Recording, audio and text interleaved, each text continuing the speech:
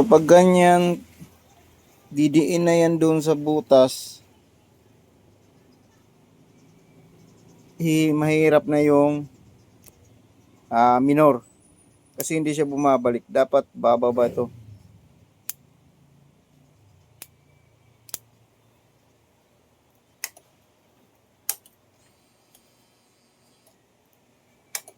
So hindi na working yung maayos yung stepper motor o IECB.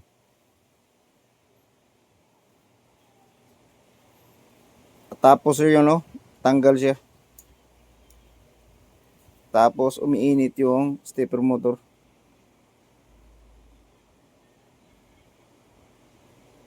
Kasi yung unang bukas ko nito, nang inon ko siya na nakatanggal ito, tumalsik to. So ibig sabihin, natatanggal na siya dito.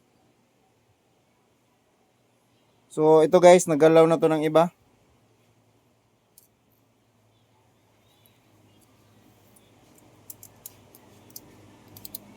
Kaya isa ito sa mga dahilan kung bakit ito hirap paanda rin